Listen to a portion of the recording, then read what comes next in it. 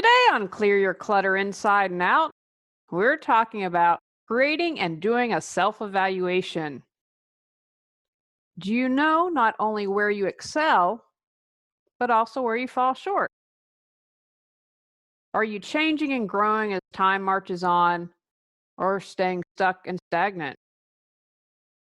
Can you honestly assess where you are in life?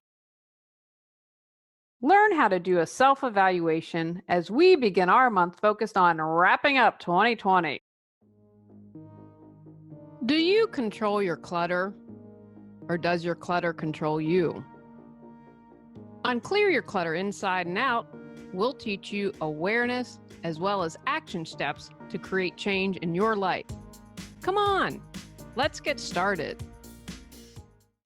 Hey everyone, I just want to say that I have some hibiscus tea steeping, the actual real flowers. I'm very excited.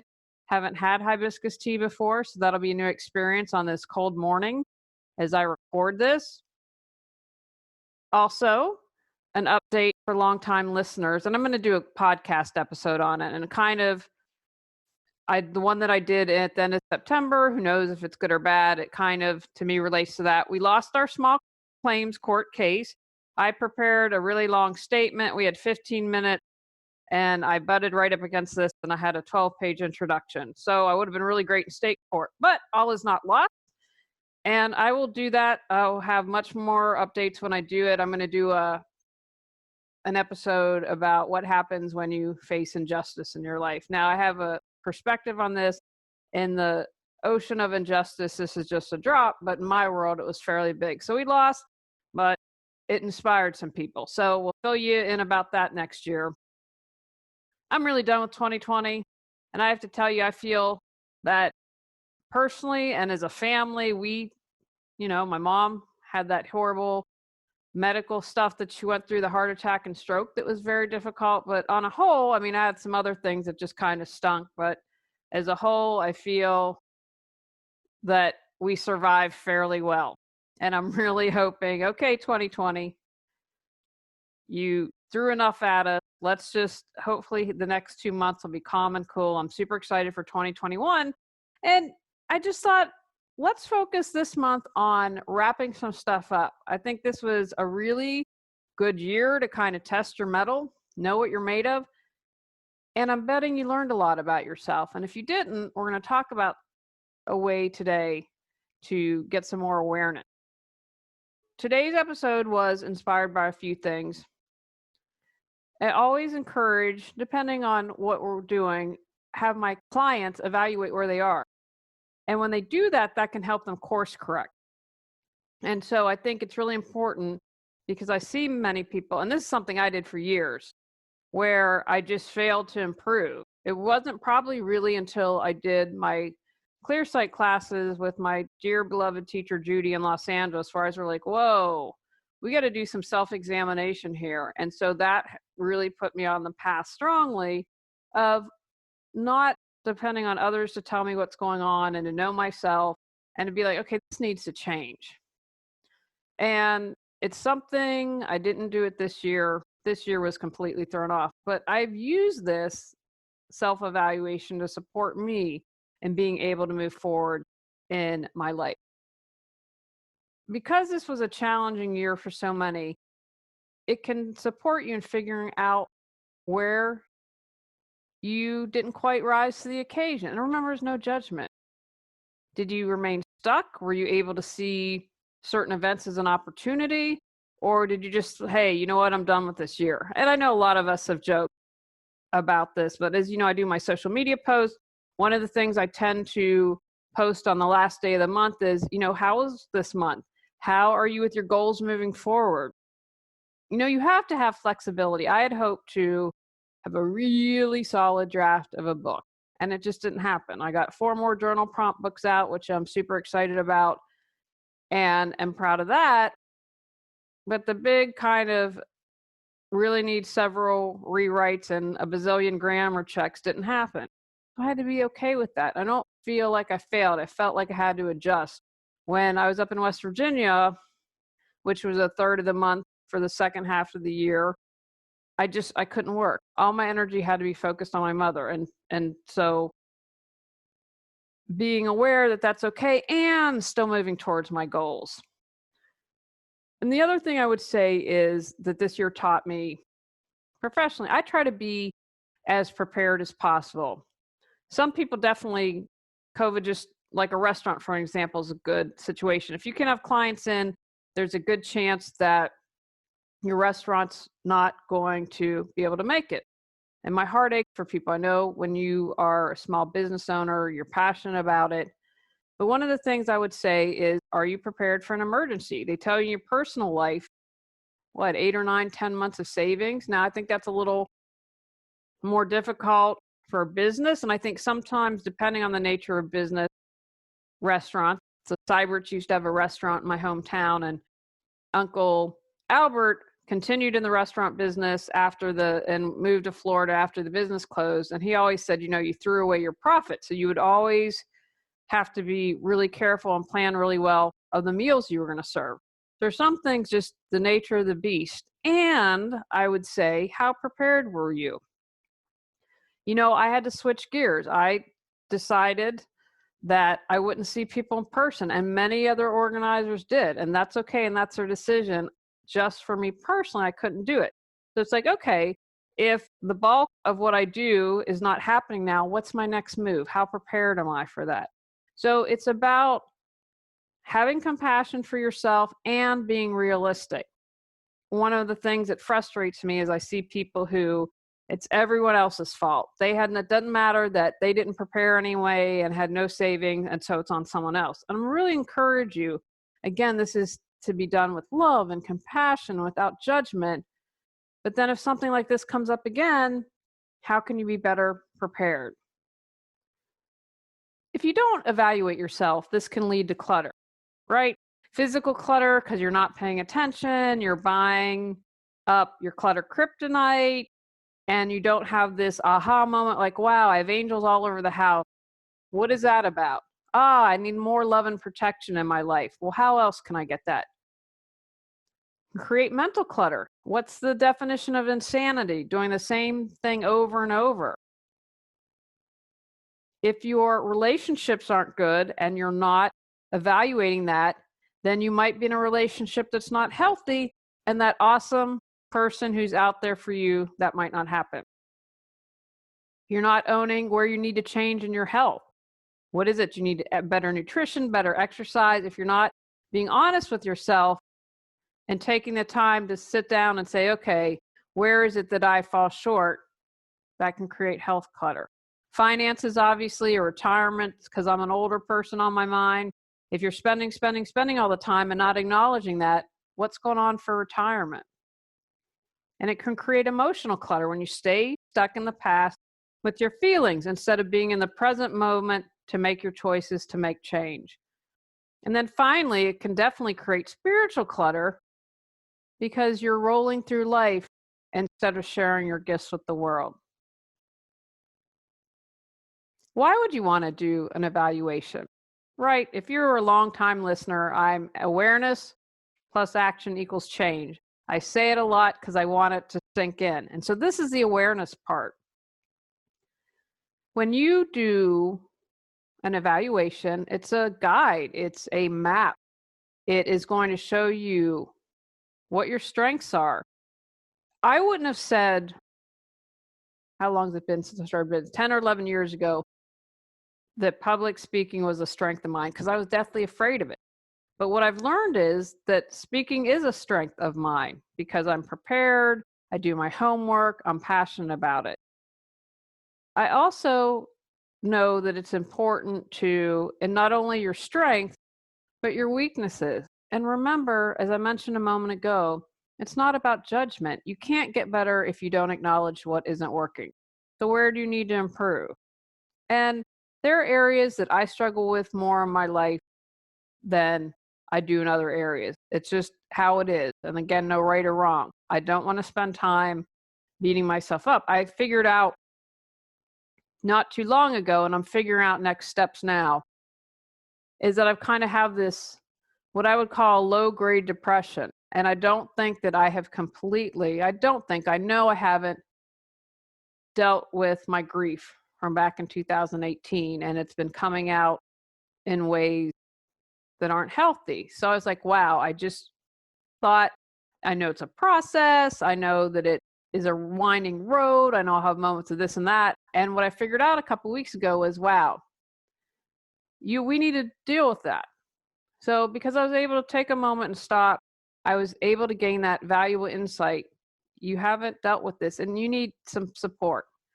You're really good and you gave it the college try, but you need someone who specializes in grief counseling. And so I'm in the process of figuring that out. But if I wasn't open to being aware and doing an evaluation, I wouldn't have known that. It is also going to help you with committing to your goals, what you'd like to achieve. Maybe you want to be like me and write a book, and you need a book coach to help you say, here's how I would do it. Here are some suggestions and processes. Or if you have clutter in your life, you hire a clutter coach or you get a professional organizer. When you clear that clutter, you can create the life you desire. So that evaluation is going to help you move forward. It helps you create accountability. If you know you procrastinate, you can say, okay, I know this is a challenge for me. So what steps can I take to hold myself accountable that I'm going to stop procrastinating and work on what I desire? Right? Accountability is really important because if not, what's the whole point, as I talked at the beginning, not to stay stuck and stagnant in life? I'm going to suggest that doing a self-evaluation also relieves stress, gives you insight to yourself. It's keeping you on track. All of that stuff can reduce your stress and give you peace of mind. That's what I believe. What's your holiday clutter kryptonite? Are you aware of your holiday triggers? Where are you doing something just because? Do you overindulge, overspend, and overcommit? Ready to enjoy the season and focus on what matters most? Get control of your clutter so your clutter doesn't control you. Reclaim time, money, sanity, and resources.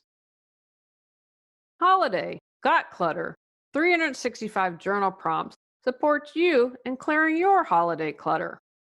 Free gift with purchase to support you even more in your journey to declutter your life. It allows you to have more compassion for yourself. I think it's really cool to look at previous years. Where was I when I did this? Wow, look at a long way, how much I've come. I was emailing a client the other day and I said, you have come so far in 6 months. I have a different perspective because I'm seeing you not the way you see yourself. And wow, take a moment, honor yourself, look at all you've done. And an evaluation allows you to do that as well. We don't give ourselves enough credit, it seems. I think that is, I don't know if that's an American thing, because sometimes I think that's the case, and maybe it's a humanity thing, but we really are stronger. We really do a lot more than we give ourselves credit for. So that's something that'll help you with. This helps you personally and it helps you professionally, right? Because you can't separate your personal and your professional lives. And so whatever you do with one will help support you in the other. So if you are procrastinating at work, it's going to help you procrastinate less in your personal life. If you do an evaluation, say, okay, this is an area I really need to step up my game. So those are some of the whys. Ponder your why for a moment. Why do you want to do a self-evaluation? What's important for you to get out of it? How to create a self-evaluation. I'm going to encourage you to have fun with this. The more you can do something and see it as fun and some joy in there, then it's not seen as a chore. Who wants to do a chore? I know I don't. The other day, I was like, oh, I really don't want to unload the dishwasher. Come on now. How long does it take to unload the dishwasher? 2-3 minutes tops if I'm extremely slow. So find a way to make the joyful project. Spend some time Googling. Contemplate all the different questions you'd like to ask. Do what feels good to you. You might be inspired to do just a spiritual evaluation. Where am I spiritually? I don't worry about the clutter in my home. I'm not concerned about procrastinating or organizing. I want to look at how have I developed spiritually? Where am I weak? Where can I improve? If that's going to motivate you to do it, then have at it. There are lots of different assessments out there that are already pre-made. So if you're like, oh, I'm not sure where I can start, Google is your friend. Look at all those. And what do you feel drawn to? And maybe you say, oh, you know what I like about 10 of these questions? Well, then take those 10 questions and build on it. Create your own. Again, this is something you want to have fun with this. I like doing my own self-evaluation because I can tailor it to me. I know what I'm working on or what's important. And what I found is that a framework tends to support me. When I was writing my book, I was like, I need a framework. And so I looked at things, I Googled. I had in my mind's eye for the journal what I wanted to do. And I had in my mind's eye the framework for the Clear Your Clutter Inside and Out book. So I Googled literally, what makes a self-help chapter? I think something like that. And I was like, oh, you know what? I like this. So I wanted a name and I wanted a quote and the chapter number at the beginning. I knew that. And then the framework. And then I was like, oh, I know I want to share a story, an example in each chapter. And so Googling allowed me to get the framework and then to put Julie onto it to add what I felt was important. And so if you do your own, then you're really going to know what to focus on, what's important to you. So here are some things to consider when you are creating or looking for an assessment. What's your why? Why do you want to get out of bed each morning? What gets your juices flowing? What gets you motivated?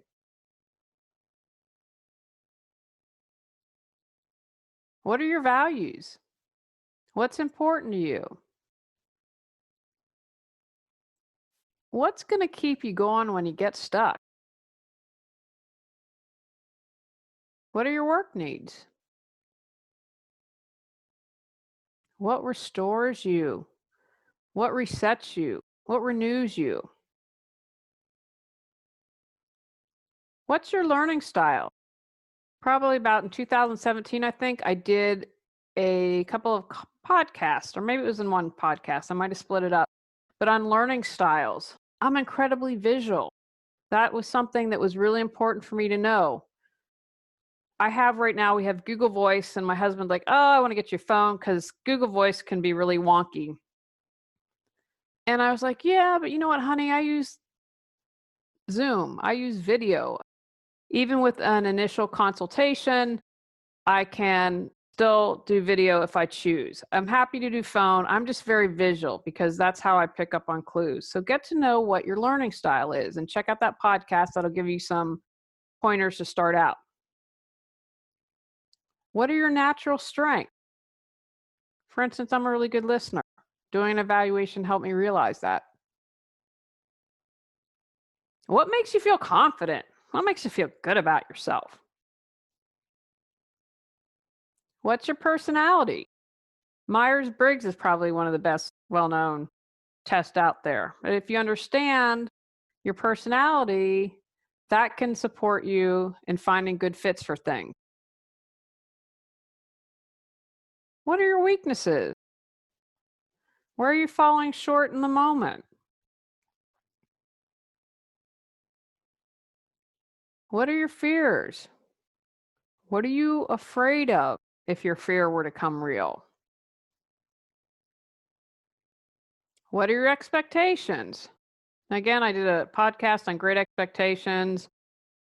I would just say with this question, fill some stuff out, but the better or more easily we let go of expectations, I think the better off we are because life happens.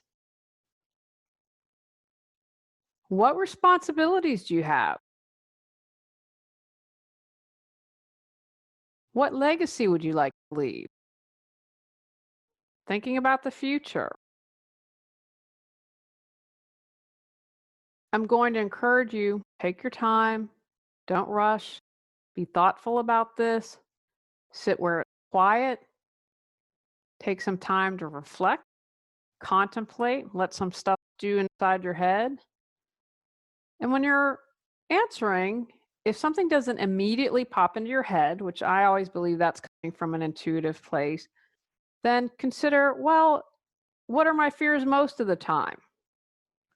And use that as a starting point. Remember, you can always erase, you can always add, nothing's set in stone. So don't worry about that. This is for you. You can share it if you like or not if you don't want to. The reason I created the journal prompt series is because you have all the wisdom within, and these are just prompts and evaluations to get you started, and a framework, if you will. Some questions to consider for the end of 2020. I wanted to add, because it's been such a crazy year, that it might be worth it for you when doing a self-evaluation to take some time to think about this year and how you responded to everything. How did I respond during COVID? Knowing what I know now, would I do anything differently? What do I choose to continue in 2021? What do I need to stop now and next year? What do I need to continue with some course correction? What support was helpful? What support wasn't?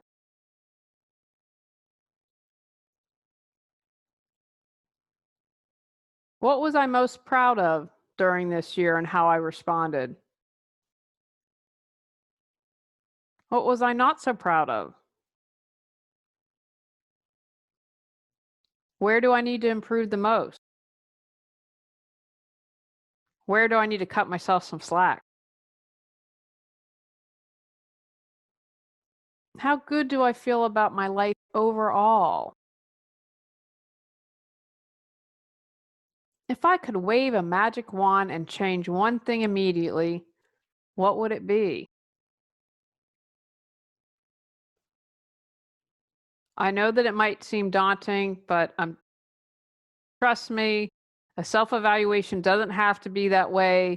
Look at it as self care, look at it as a way to move forward, as a way to achieve your dreams, as a way to share your gifts with the world. Take actions from today's podcast. Write down what will motivate you to do a self evaluation.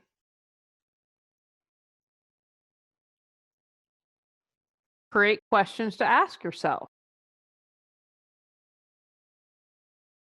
Research other assessments or ways to measure your life and progress.